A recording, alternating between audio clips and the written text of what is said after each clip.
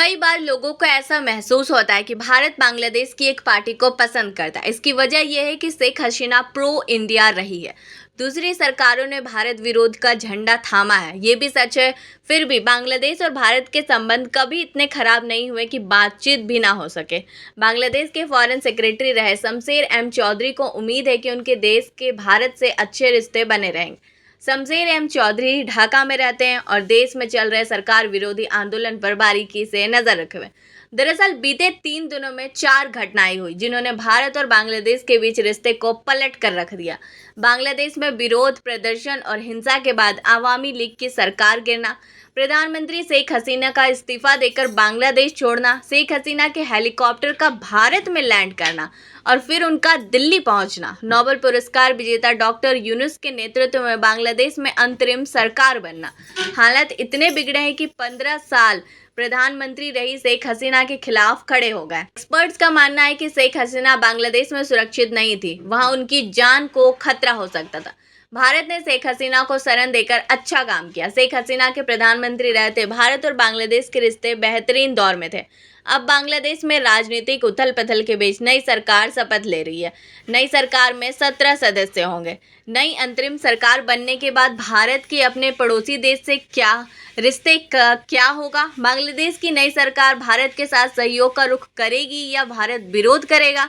बांग्लादेश में अस्थिरता की वजह से दक्षिण एशिया में चीन का दखल कितना बढ़ेगा और भारत को इससे क्या नुकसान होगा? बांग्लादेश और भारत के आर्थिक संबंधों का क्या होगा? पिछले दशकों में भारत ने बांग्लादेश में जो निवेश किया उसका क्या होगा? शेख हसीना को शरण देने से उपजी कूटनीतिक चुनौती का सामना भारत कैसे करेगा? पिछले 24 घंटे से हालात काबू में आ रहे हैं। ये एक तरफ क्रांति के जैसा था, इसका उबाल शांत होने में वक्त लगेगा। आम लोगों और जिन छात्रों ने ये आंदोलन किया था वे खुद ये सुनिश्चित कर रहे हैं कि बांग्लादेश में जनजीवन ठीक से चले। इस दौरान अंतरिम सरकार बनने की प्रक्रिया भी चल रही है। अंतरिम सरकार के मुखिया नोबेल पुरस्कार विजेता डॉक्टर मोहम्मद यूनुस है। डॉक्टर यूनुस को भी शेख हसीना के समय राजनीतिक प्रताड़ना झेलनी पड़ी थी। वे बांग्लादेश में काफ़ी मशहूर है। बांग्लादेश में लोगों की राजनीतिक पार्टियों में कोई आस्था नहीं रह गई है। लोग राजनीति से दूर हो रहे हैं। लोगों का चुनाव प्रक्रिया पर से भरोसा खत्म हो गया। शेख हसीना के बांग्लादेश की पीएम पद से इस्तीफा देने और देश छोड़ने के बाद भारत के लिए कई मुश्किलें हो सकती है। चलिए जानते हैं भारत पर इसका क्या असर पड़ेगा। भारत हमेशा चाहता है कि बांग्लादेश समेत उसके पड़ोसी स्थिर हो और वहां पर लोकतंत्र बना रहे। ऐसे में बांग्लादेश की किसी गैर चुनी हुई सरकार के साथ भारत नहीं देखना चाहेगा। पहले भी जब भी सेना ने तख्ता पलट किया भारत से रिश्ते तल्ख हुए। हालांकि ये भी नहीं चाहेगा भारत की पाकिस्तान चीन के बाद पूर्वी छोर पर भी एक और मोर्चा खुल जाए। सोमवार तक बांग्लादेश की प्रधानमंत्री रही शेख हसीना सेना के हेलीकॉप्टर से भारत भागी। सेना प्रमुख ने ही उनके इस्तीफे और देश छोड़ने की जानकारी दी। सेना ने फिलहाल अंतरिम सरकार बनाने की बात कही है, लेकिन न तो चुनाव की बात कही और न ये बताया गया कि अंतरिम सरकार का स्वरूप क्या होगा। ऐसे में संभावना है कि बांग्लादेश में फिलहाल सेना ही देश की कमान संभाले।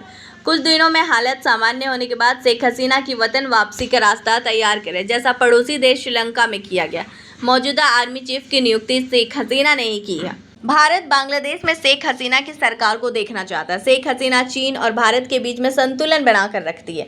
उनका स्टैंड प्रो इंडिया रहता है। बांग्लादेश छोड़ने के बाद शेख हसीना सबसे पहले भारत ही आई है। बांग्लादेश के राष्ट्रपति मोहम्मद शहाबुद्दीन ने सोमवार को बैठक के बाद बांग्लादेश की मुख्य विपक्षी नेता बेगम खालिदा जिया को जेल से रिहा करने के आदेश दिए। यानी अगर चुनाव हुए तो खालिदा जिया की पार्टी बीएनपी इसमें शामिल होगी। चुनाव में बीएनपी को शेख हसीना के खिलाफ जनता की गुस्से का फायदा मिल सकता है। ऐसे में बदलाव के तौर पर जनता बीएनपी को सरकार बनाने का मौका मिल सकता है। इस सिनेरियो में खालिदा जिया या उनके बेटे पीएम बन सकते हैं। अगर बीएनपी के सत्ता में वापसी होती है तो भारत के लिए परेशानी होगी।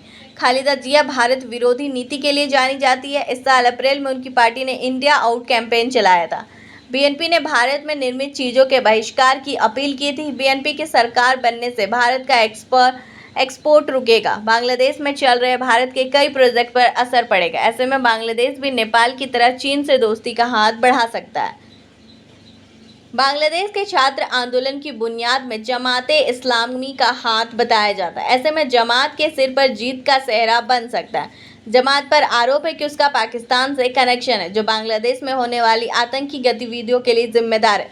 यही कारण है कि उस पर बैन लगाया गया था। जमात ने हाई कोर्ट और फिर सुप्रीम कोर्ट में अपील की थी, जिसे शीर्ष कोर्ट ने खारिज कर दिया था। नए सिनेरियो में अगर जमात पर बैन हटता है तो वह चुनाव में शिरकत करती है, तो बांग्लादेश में ये बड़ा बदलाव होगा। हो सकता है कि बदलाव चाह रही जनता कट्टरपंथियों को जिता दे। अगर जमात को सत्ता मिलती है तो बांग्लादेश भारत का दुश्मन देश बन जाएगा। दरअसल जमात पाकिस्तान की जमात-ए इस्लाम पार्टी की एक विंग है। अगर ऐसा होता है तो बांग्लादेश में कट्टरपंथ बढ़ेगा। पाकिस्तान की तरह भारत को बांग्लादेश से भी आतंकी समस्या से निपटना पड़ेगा।